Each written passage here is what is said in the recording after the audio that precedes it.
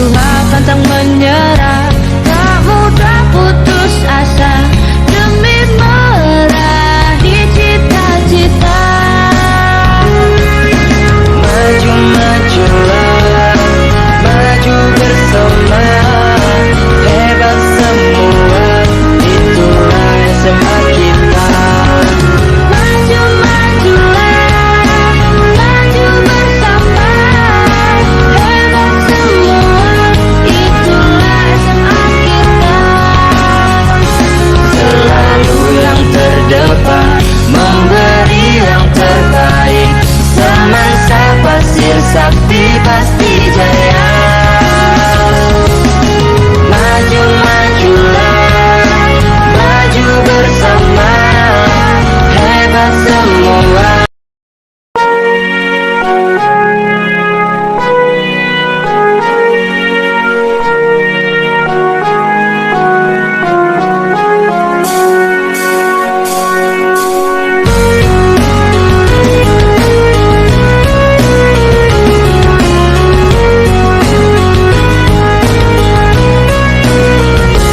Disinilah tempatnya mendidik anak bangsa, berprestasi dan berakhlak mulia. Berjuang pantang menyerah, tak mudah putus asa, demi meraih cita-cita. Maju majulah, maju bersama, hebat semua, itulah SMA kita. Maju majulah, maju bersama, hebat semua, itulah SMA kita.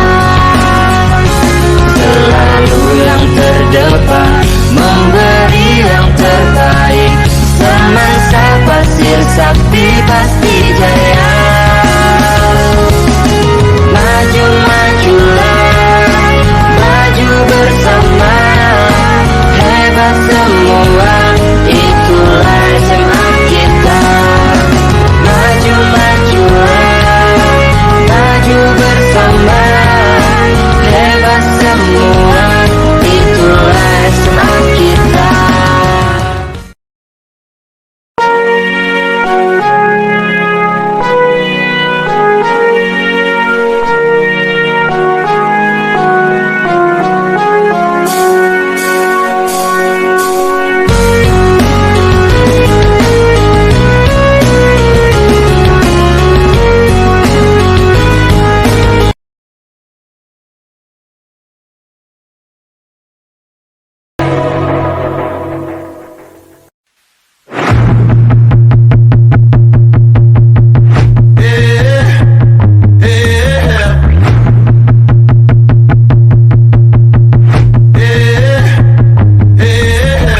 Assalamualaikum warahmatullahi wabarakatuh.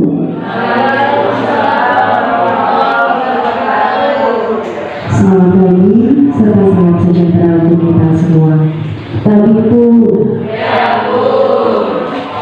yang terhormat, para pembicara diseminasi budaya positif SMA Negeri 1 Pasir Sakti yang kami hormati Bapak Ibu Dewan Guru beserta staf SMA Negeri 1 Pasir Sakti.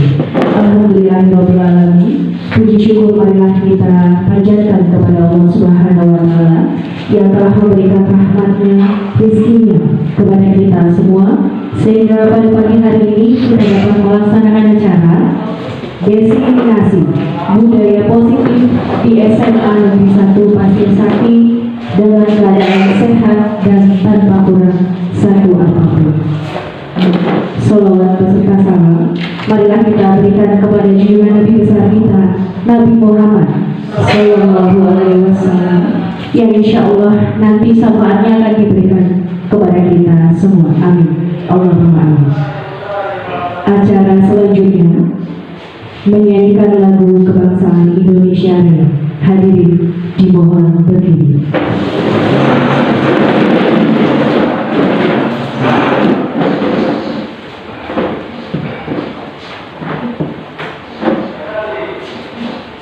Hiduplah Indonesia Raya, tujuan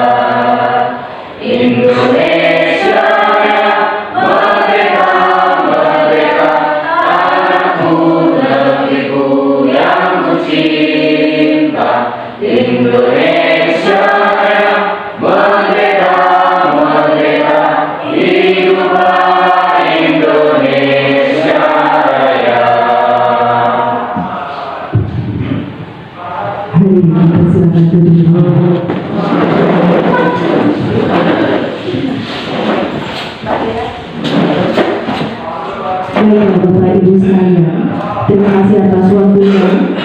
Kita menginjak acara yang ketiga, yaitu acara inti diseminasi budaya positif di SMA Negeri 1 Pasir Saki. Acara ini akan disampaikan oleh 3 narasumber. Yang pertama adalah Bapak Nur Wahid, yang selanjutnya adalah Ibu Soleha, dan yang terakhir adalah Ibu Siti Masulo. Kepada Bapak Nur Wahid, dipersilakan untuk menyampaikan materinya.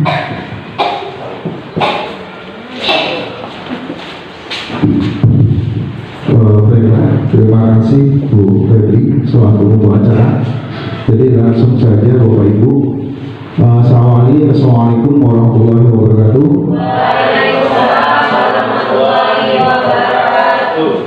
Kepada rekan-rekan saya Bu Siti Masroh dan Bu Solega yang saya banggakan, dan rekan-rekan guru saya semua yang saya banggakan.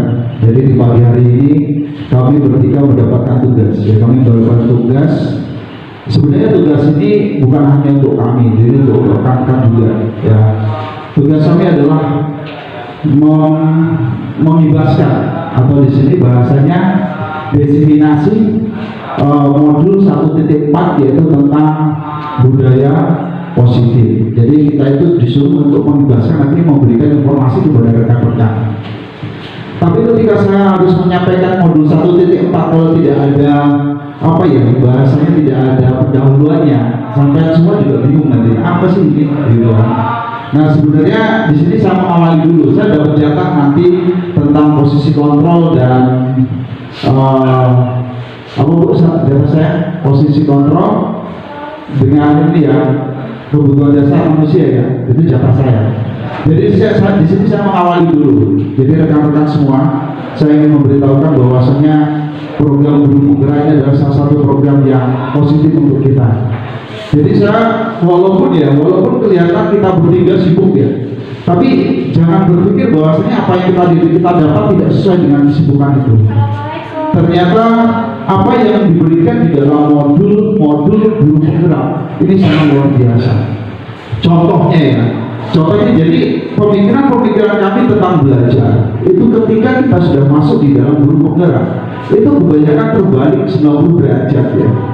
Nah, makanya di situ nanti kita dikuatkan konsep-konsep kita terhadap pembelajaran.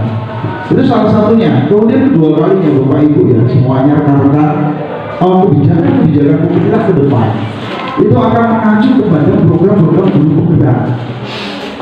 Artinya kita untuk masuk di Guru Penggerak bukan hanya untuk pengen menjadi kepala sekolah atau pengawas, bukan ya. Jadi di program pemerintah, tujuan pemerintah ini adalah untuk meningkatkan mutu dari pembelajaran kita semua. Itu saja untuk awalnya. Berikutnya nanti lanjut aja ya Bu Febi ya, lanjut Bu Sulaika untuk menyampaikan materi budaya positif. Silakan Bu.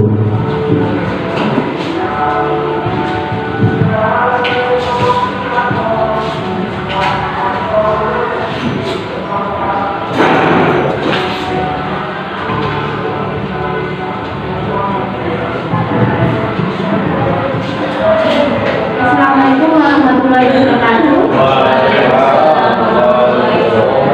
Terima kasih atas waktunya Pak. Ini kita kolaborasi kita dalam program calon guru penggerak kita bertiga di sini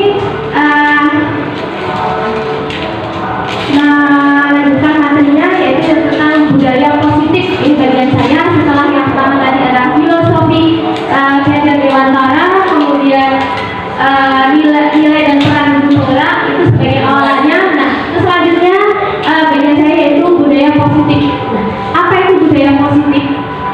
Budaya positif adalah kalau saya langsung ke tahap bagja, itu sudah jauh sekali.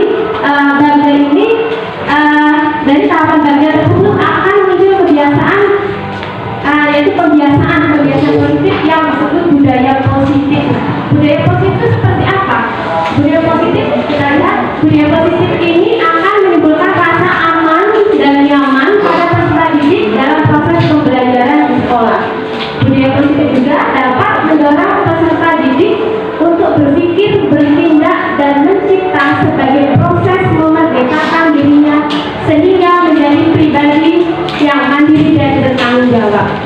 Nah, sebenarnya kalau untuk sebagai urutannya, aturannya keyakinan kelas dulu, kita bentuk keyakinan kelas. Nah, nantinya akan muncul menjadi budaya positif yang nantinya akan mengarah ke visi dan misi guru penggerak yang saat ini tidak kita munculkan dalam materi kita ya Pak ya.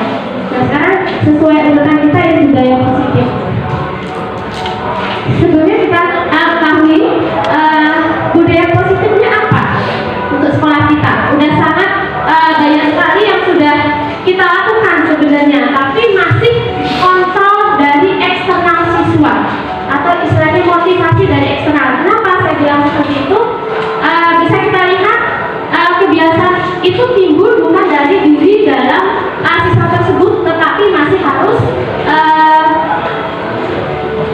dipaksa oleh aturan, oleh absensi yang anak itu merasa bahwa kedisiplinan itu sesuatu yang tidak nyaman dan harus terpaksa dan bukan jadi pembiasaan yang positif dari apa yang seharusnya mereka lakukan.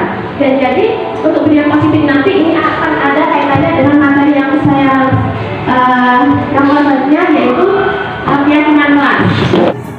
Selanjutnya bagaimana mewujudkan sebuah keyakinan kelas yang efektif? Yang pertama, orientasi pada siswa tentang pentingnya kesepakatan kelas bagi pelancaran proses pembelajaran. Kita kasih tahu, kita berikan pemahaman kepada anak sebelum kita buat keyakinan kelas. Apa sih pentingnya keyakinan kelas? Apa bedanya dengan kesepakatan? Kemudian selanjutnya yang kedua, menyepakati waktu diskusi kelas wajib dilakukan. Nah, diskusi untuk membuat keyakinan kelas, kita buat kesepakatan dengan bisa didik. Kemudian yang terakhir, guru memimpin diskusi terkait kesepakatan. Nah, seperti yang sudah saya praktekkan kemarin, kebetulan baru saja saya praktekkan karena saya butuh waktu untuk bisa benar-benar menyesuaikan dengan materi dan yang seharusnya dan mispersepsi yang selama ini terjadi. Kebetulan dalam diri saya seperti memberikan hukuman, apakah dia termasuk hukuman, apakah konsekuensi dan sebagainya. Itu banyak sekali materi yang saya dapatkan dan sangat luar biasa. Langkah dalam mewujudkan keyakinan kelas tadi sudah, komunikasi sudah. Ini sampai sih Pak sebenarnya. Guru ya. Sampai akhir sudah saya terangkan tadi.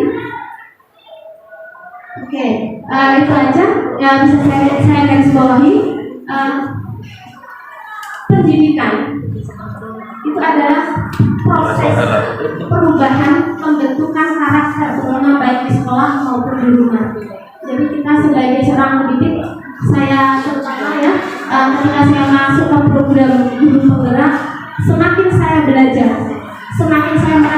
tahu apa-apa. Banyak ilmu yang harus saya pelajari, nggak hanya ilmu dari saya sebagai seorang pengajar, sebagai seorang pendidik, tapi belajar teknologi juga, kemandirian. Itu yang saya rasakan. Kemudian ada tanggung jawab. Oh iya, temennya udah selesai mengerjakan. Bagaimana dengan kesibukan yang kita alami di SMA ya, sangat berbeda dengan teman-teman kita mungkin dengan CGB yang lain yang dia ada di SD, SMP dan sebagainya yang bolehnya lebih besar. Tapi untuk kolaborasinya luar biasa. Saya banyak belajar juga dari mereka, walaupun di jenjang pendidikan yang di bawah kita, dari semangatnya, dari motivasinya, dan dari ilmu dan karakter yang sangat luar biasa ketika mendidik anak bangsa. Untuk selanjutnya materinya saya kembalikan lagi, ini akan disampaikan kontrol keseimbangan dan tentang tujuan dasar manusia kepada Pak Doni. Kepada Pak Doni saya silakan. Saya kasih hapus dulu. Beda orang beda metode penyampaian. Kalau saya ini biasanya bicaranya agak apa ya? Nggak banyak acaranya. Pak Eko sabar Pak Eko. Gak apa-apa kita bercanda sedikit tapi jangan terlalu Pak Eko. Kita sedang direkam. Baiklah Bapak Ibu, saya lanjutkan ya. Jadi sebenarnya gini, keyakinan kelas itu dibangun dari keyakinan anak. Jadi apa yang dimau anak itulah yang ditulis di situ. Pertama membangun mimpi. Membangun mimpi itu anak suruh nulis. Pengennya apa nih kelasnya? Nah, ditulis sama mereka. Tempel di kita kasih apa ya? Karton gitu ya. Suruh nempel. Apa nih? Mimpi kelasnya. Sudah selesai. Nah, habis itu dia disuruh untuk membuat keyakinan kelasnya. Kalau kita itu peraturan kelas, tidak membuang sampah pada tempatnya, diganti kalimatnya. Ya, buanglah sampah pada tempatnya. Kalau tadi kan tidak membuang sampah, berarti perintah diganti dengan membuang sampah pada tempatnya. Berarti apa? Berdasar kalimat itu berasal dari diri dia sendiri, bukan kalau tidak membuang sampah pada tempatnya berarti saya nyuruh begitu. Tapi kalau membuang sampah pada tempatnya, nah itu berasal dari dia sendiri. Ya, jangan datang terlambat. Ya, datang tepat waktu. Nah begitu. Jadi gambarnya begitu. Yang namanya keyakinan kelas. Ya Bu Nurul ya, Bu Soleka ya. Jadi kalimatnya dirubah dari dalam diri anak-anak. Nah, situ. Bisa masuk ya gambarnya yang saya buat ya. Ya lanjut. Sebelum kita belajar tentang posisi kontrol, Bu, saya pengennya belajar tentang kebutuhan dasar manusia dulu. Yang bawah. Nah di sini kebutuhan dasar manusia. Kebutuhan dasar manusia itu ada kebutuhan untuk bertahan hidup atau survival, kemudian salah itu Bu ya, kasih sayang ya, dan kemudian rasa diterima, kebebasan, kesenangan, dan penguasaan. Nah ini kebutuhan manusia. Kebutuhan untuk bertahan hidup atau survive ya. Ini contohnya apa? Kebutuhan fisik ini ya. Fisik berarti apa? Sandang, pangan, papan, nah begitu ya. Nah oksigen itu juga kebutuhan fisik, itu masuk ke dalam survival. Kemudian kebutuhan mohon maaf nih, kebutuhan untuk berkembang biak itu juga sama di sini, kebutuhan untuk bertahan hidup. Kalau berkembang biak itu larinya kemana Pak Eko ya? Berkembang biak gitu. Berkembang biak itu tergantung Pak konteksnya. Kalau berkembang biak secara amobal memecah diri. Kalau yang lain membuahi ya Pak.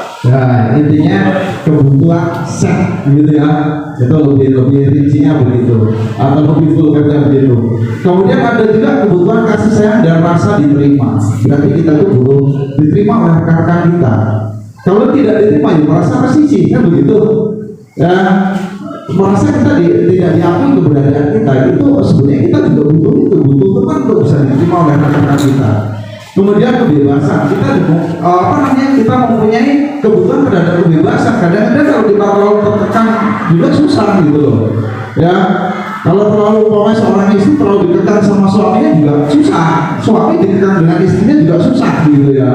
Ini maka harus ada kebebasan ya. Kemudian kesenangan butuh kesenangan. Contohnya ini kadang-kadang saya dengan Pak Eko dengan Pak Arif dia bercandanya melampaui batas, sebenarnya itu juga merupakan salah satu pemenuhan kebutuhan terhadap kesenangan, walaupun seperti anak kecil, tapi di situ kita bahagia kalau begitu ya. Walaupun itu kayak tingkah lakunya seperti anak, tapi itu salah satu pemenuhan kebutuhan kesenangan. Kemudian penguasaan terhadap diri sendiri, penguasaan terhadap orang lain, ya, penguasaan terhadap suatu tim. Nah, kita juga membutuhkan itu. Ya, kita diakui sebagai wali kelas, kita diakui sebagai pembina OSIS, kita sebagai wakil, sebagai ketua, sebagai kepala. Kita diakui atas penguasaan kita. Ya, kita juga butuh kita itu merasa diakui bahwa kita punya penguasaan terhadap sesuatu, kan begitu. Nah, inti dari ini kebutuhan dasar manusia itu, Bapak Ibu. Kalau salah satu kebutuhan ini tidak terpenuhi, akan terjadi penyimpangan penyimpangan dari tingkah laku sosialnya. Nah, kenapa anak ini bisa membangkang? Kenapa anak ini kok ngeyel? Kenapa anak ini kok kalau diomongin nggak mau mendengarkan? Nah, kita harus tahu kebutuhan ini. Oh, dia kurang bahagia. Oh, dia kurang kasih sayang. Oh, ternyata ekonominya lemah. Nah, ini akan kita jadikan dasar dalam penanganan seorang peserta didik. Nah, dari kebutuhan dasar marilah kita ke posisi kontrol. Bu, posisi kontrol, Bu. Nah, posisi kontrol, Bu. Nah, Ibu. Nah, jadi dari kebutuhan dasar marilah kita ke posisi kontrol. Nah, ini posisi kontrol ini ada beberapa nih. Pertama, penghukum itu biasanya saya lakukan ini. Ya. Tapi kan belakang-belakang ini saya sudah berkurang gitu ya. Penghukum. Ini apa ciri-cirinya? Ngomongnya bentak-bentak, matanya melotot, nah begitu ya. Salah satu cirinya begitu. Itu penghukum. Ya, kemudian membuat rasa bersalah. Kamu ini nggak mikir, orang kamu udah kerja mati-matian, kamu masih bertingkah laku seperti ini. Apa kamu nggak kasihan dengan orang tuamu? Ya, salah satu kalimat membuat rasa bersalah ternyata itu kurang pas. Ya, sebagai teman, santai aja sebenarnya bisa orang kamu nggak usah telat lagi. Ya, itu aja ya. Bisa jangan telat lagi ya, seperti teman. Kemudian monitor ini, kamu tahu aturannya enggak? Kalau telat apa yang harus kamu lakukan? Oh, bersihkan ke sekolah atau WC. Tahu kamu kalau kamu telat poinnya berapa? Memantau aja. Apa? Didasarkan kepada aturan yang ada. Kemudian manajer. Nah, ini manajer ini seorang manajer ini apa ya? Bisa menyelesaikan suatu masalah dari keseluruhan. Dari alasan anak itu berbuat seperti itu apa? Kira-kira kita menguatkan diri dia. Bahwasanya dia nggak salah. Ya, dia nggak salah, tapi itu kurang tepat begitu ya. Menguatkan keberadaan diri dia, bahwasanya harusnya saya seperti ini. Ini ada video nih tentang posisi kontrol seorang guru. Jadi materi-materi seperti inilah yang disajikan di situ. Dan ini luar biasa. Menurut saya pribadi seperti ini menambah ilmu saya. Oh, ternyata apa yang saya lakukan itu kurang pas. Tapi kemarin saya juga sempat bertanya, kira-kira kalau posisi manajer dalam suatu penyelesaian masalah atau ada permasalahan di sekolah, kalau kita pakai yang lain bagaimana? Anak ini sudah pakai dengan cara manajer, ternyata nggak selesai. Kadang-kadang kita pakai penghukum dan rasa besar, bagaimana? Ternyata itu dirasakan dengan apa? Dengan ada salah-salah tertentu begitu. Nah, tapi diharapkan bisa kita selesaikan dengan posisi kita sebagai manajer. Nah, sebagai manajer ini nanti kita diharapkan lebih bijak menyikapi suatu masalah. Nah, bagaimana kalau masih kita menerapkan posisi kontrol sebagai penghukum, rasa bersalah? Sebenarnya sesekali kita lakukan itu tidak masalah sebenarnya, tapi diharapkan kita bisa menjadi seorang manajer. Selanjutnya, jadi seorang manajer ini membutuhkan suatu saya katakan keahlian. Harus mempunyai suatu trik untuk menyelesaikan suatu masalah. Nah, di sini disajikan suatu materi yaitu tentang segitiga restitusi. Ini adalah salah satu pendukung kita menjadi seorang manajer. Ini akan dijelaskan oleh Bu Siti Masrur. Silakan, Bu.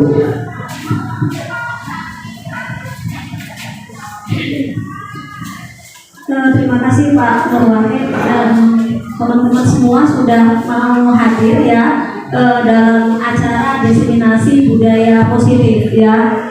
sebelumnya saya cuplik-cuplik sedikit dari yang sudah-sudah ya, bahwasannya budaya positif, mungkin Bapak Ibu bertanya-tanya budaya positif itu apa?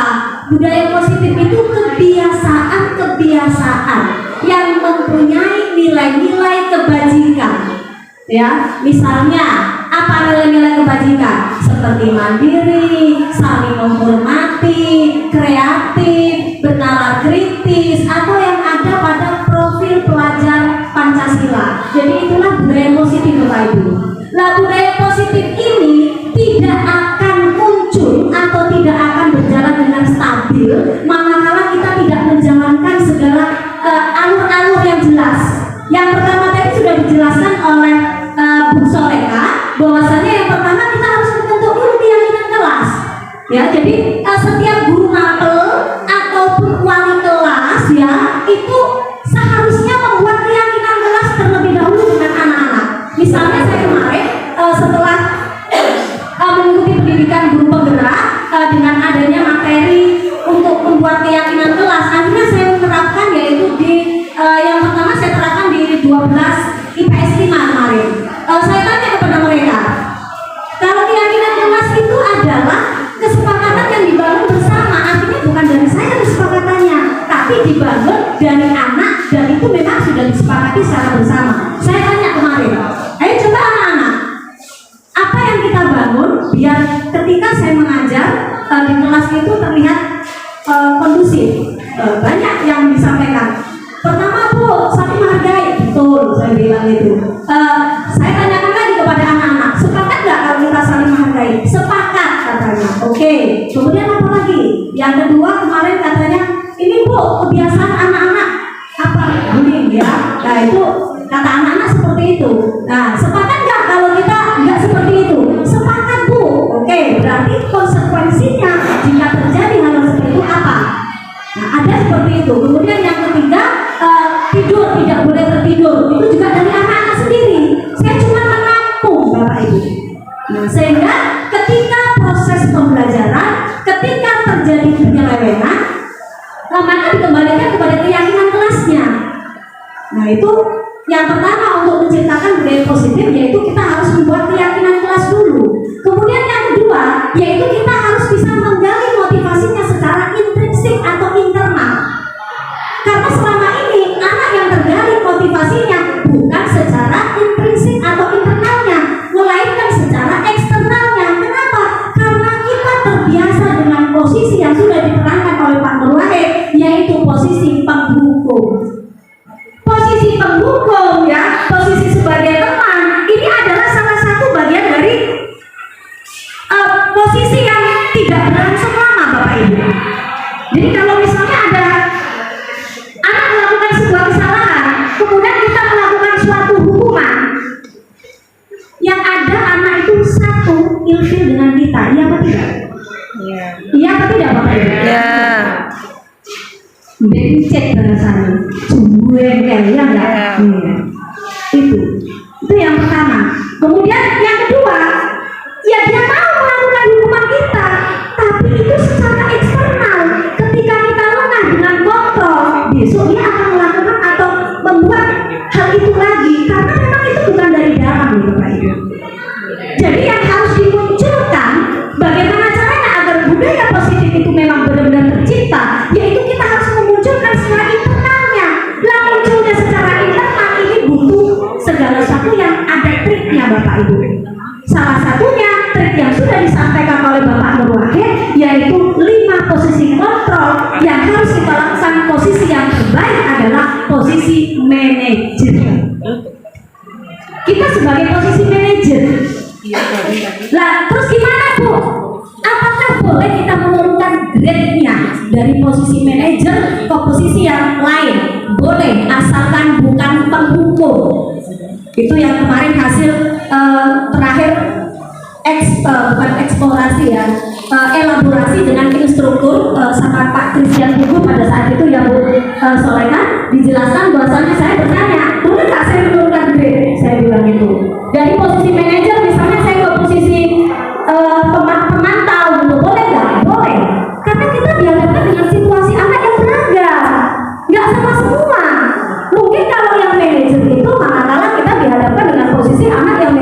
dari latar belakang budaya keluarga yang memang sudah kooperatif banget dengan anak-anak, ya kan? Nah, sedangkan kita dihadapkan dengan lingkungan yang seperti ini.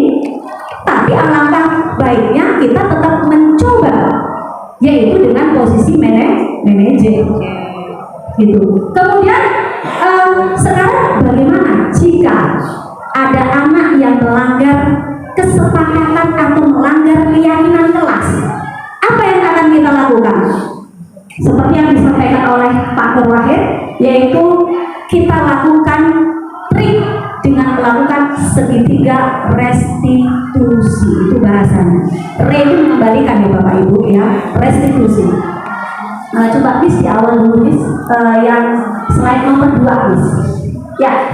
Nah, jadi gini Bapak Ibu, tadi sudah disampaikan oleh Pak Nur Wahid, ada 5 kebutuhan dasar manusia. Yang pertama yaitu kebutuhan bertahan hidup, kemudian kebutuhan akan kasih sayang, kemudian yang ketiga ada kebutuhan akan penguasaan atau pengakuan atas kemampuan, kemudian yang keempat adalah kebutuhan kebebasan, dan yang kelima adalah kesenangan. Sekedar Bapak Ibu ketahui, ketika anak melakukan sebuah penyelewengan atau tindakan yang tidak sesuai dengan keyakinan kelas, itu salah satunya mereka tidak dapat itu Bapak Ibu. Ya, mereka tidak dapat kebutuhan dasar, sehingga dia melakukan penyelewengan. Entah itu kebutuhan dasar bertahan hidupnya, atau kebutuhan kebebasannya, atau kesenangannya. Rata-rata seperti itu. Sehingga apa yang harus kita lakukan? Kita tidak boleh adjust begitu saja. Coba Miss, yang ketiga Miss, slide ketiga. Ya, ini tujuannya untuk yang pertama tadi sudah disampaikan, untuk menularkan materi. Jadi kita juga, saya juga punya beban Bapak Ibu saya, Pak Nur Wahid dan Miss Soleka ini bebannya bukan beban ya, kita terpacu bagaimana cara menjadikan sekolah ini lebih baik. Gitu. Jadi kita yang sudah mendapatkan pendidikan guru penggerak ini ya, kita ini semua materi atau semua modul yang ada di guru penggerak itu menggiring kita ke arah perbaikan psikologis kita. Itu saya akui. Secara tidak langsung saya saat ini menjadi lebih tangguh. Saya sudah biasa Bapak Ibu, malam itu saya nggak tidur, sudah biasa. Karena tugas deadline harus selesai itu sudah biasa. Tapi saya maknai berarti ini wajar. Ketika kita mendaftarkan untuk menjadi seorang guru penggerak, itu dari mulai isainya atau tesnya itu sudah luar biasa. Bu ini sudah pernah ya? Sudah. Seperti apa Bu? Mantap ya? Mantap sekali. Bu Nek juga sudah pernah ya Bu ya? Mantap sekali. Ya. Untuk apa? Sekedar Bapak Ibu ketahui, sebenarnya kita akan dinilai seberapa besar perjuangan kita, daya juang kita, itulah yang dinilai. Jadi dari kisah itu sudah bisa dibaca psikologis kita oleh tim penilai guru penggerak. Untuk apa? Karena kita akan dihadapkan dengan situasi pekerjaan, soal-soal yang sangat luar biasa, tugas-tugas yang sangat luar biasa. Lah untuk apa? Ya karena kita mau dicetak untuk menjadi pemimpin Bapak Ibu. Lah kalau kita mau dicetak menjadi pemimpin, terus kita nggak mau berubah, nggak ketemu jalannya Bapak Ibu. Itu yang saya ini kan ya Bapak Ibu ya, yang saya tangkap seperti itu. Gitu. Tidak hanya pemimpin untuk sekolah, tapi yang terpenting itu justru pemimpin dalam proses pembelajaran. Gitu. Ya, jadi itu intinya biar Bapak Ibu tahu ya, oh arahnya kemana sih budaya positif ini? Ya biar kita itu di sekolah ini tercipta paling nggak sampai pada saat di kelas enak. Ketika kita sudah sepakat kalau tidur berarti kamu menerangkan. Kemarin kalau di PS5 tidur apa konsekuensinya? Menerangkan dulu, oke. Menerangkan kan? Oke. Nah, kita tempel budaya positif kita. Mungkin Bapak Ibu juga sudah melaksanakan itu, cuma secara administrasinya mungkin yang belum. Misalnya tidak ditempel, sehingga anak lupa. Gitu. Jadi ada 3 langkah restitusi. Yang pertama yaitu menstabilkan identitas dulu Bapak Ibu. Misalnya ada anak melakukan sebuah kesalahan,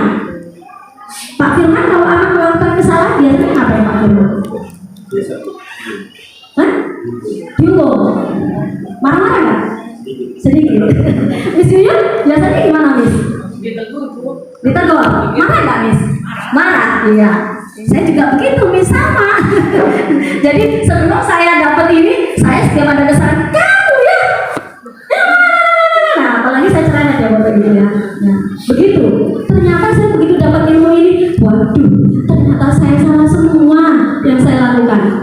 Yang pertama yaitu menstabilkan identitas. Lanjutannya Miss, apa sih menstabilkan identitas? Yaitu menstabilkan itu adalah mengubah identitas anak dari yang gagal.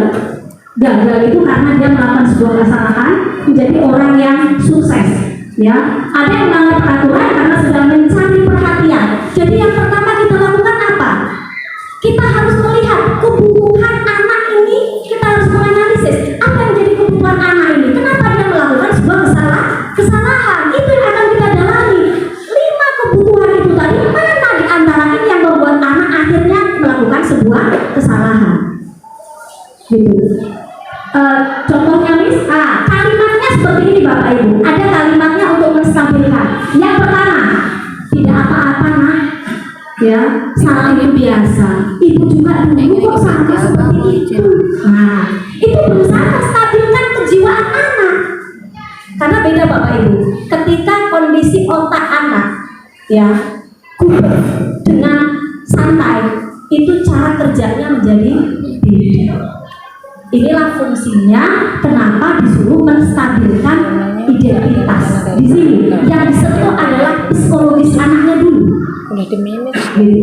Mungkin kalau secara seperti itu ya Pak ya, untuk menstabilkan.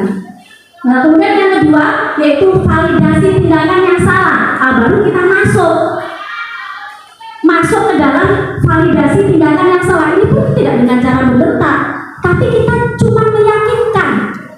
Misalnya saya kemarin membuat video yaitu tentang sesuai keyakinan yang ada di sekolah kita, ketika menyanyikan lagu Indonesia Raya, semua aktivitas harus kita berhentikan, ya apa tidak?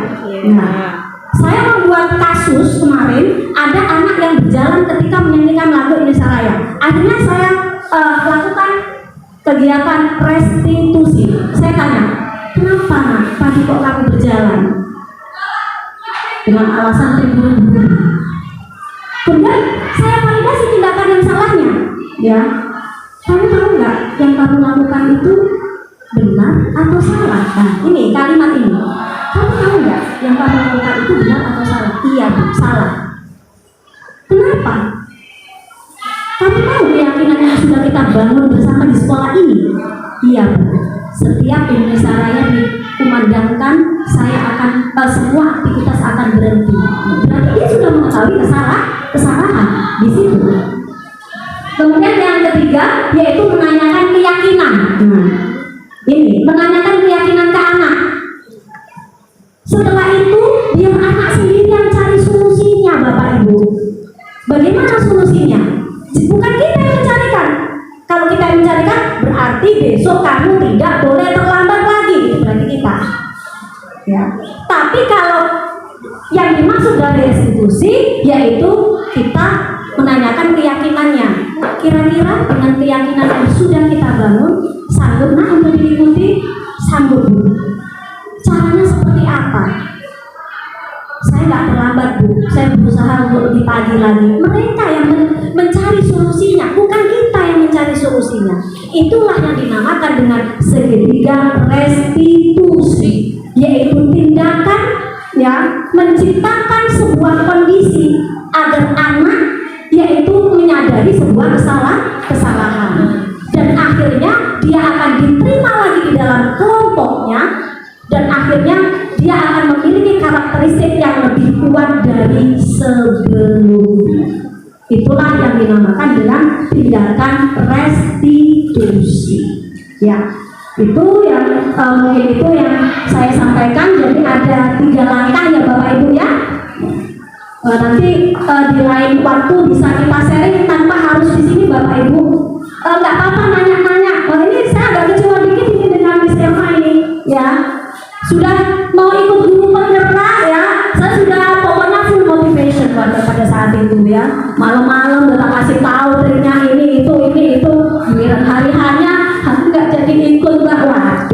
ya. Hah? Besok lagi ikut ya, Miss? Ya. Pokoknya triknya nanti saya kasih tahu semua. Bapak Ibu ingin maju nggak? Ingin. Kalau ingin maju jangan berada di zona nyaman. Itu kuncinya itu. Secara jelas namanya mau maju Bapak Ibu ya.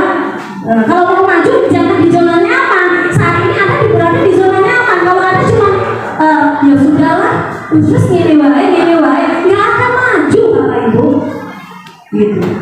Walaupun suara sumbang yang luar biasa, ya udah ada aja angin lalu Bapak Ibu. Ya, mungkin itu saja dari saya. Kurang lebihnya saya mohon maaf. Pada Allah saya mohon ampun. Saya akhiri. Assalamualaikum warahmatullahi wabarakatuh. Kasih hapus gitu kita ya. Terima kasih. Tadi saya nggak dikasih hapus, jadi terakhir saya dapat. Baiklah Bapak Ibu semuanya.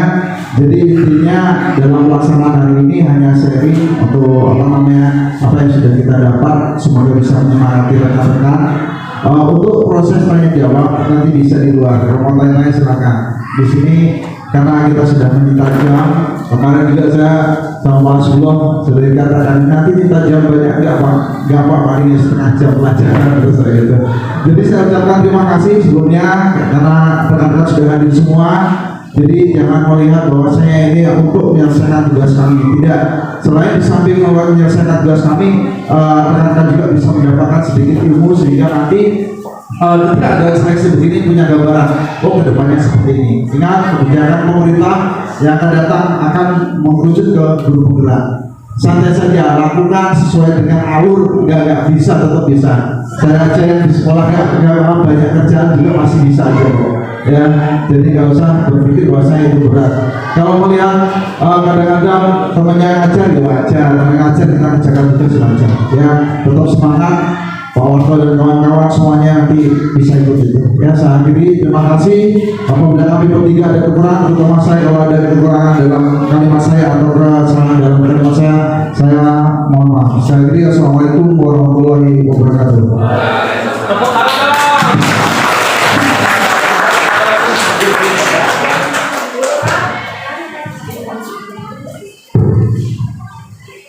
Ya, baiklah Bapak Ibu sekalian, demikianlah acara diseminasi pada guru penggerak di SMA Negeri 1 Pasir Sati hari ini. Mudah-mudahan dapat memotivasi kita semua untuk mengikuti kegiatan tersebut dengan bahagia dan lapang dada. Demikianlah acara pada pagi hari ini. Kita tutup dengan membaca lafaz Alhamdulillah. Alhamdulillah, sedikit grogi. Ya, saya ucapkan mohon maaf yang sebesar-besarnya apabila saya ada kesalahan sebagai pembawa acara pada pagi hari ini. Saya ucapkan terima kasih. Saya akhiri. Wassalamualaikum warahmatullahi wabarakatuh.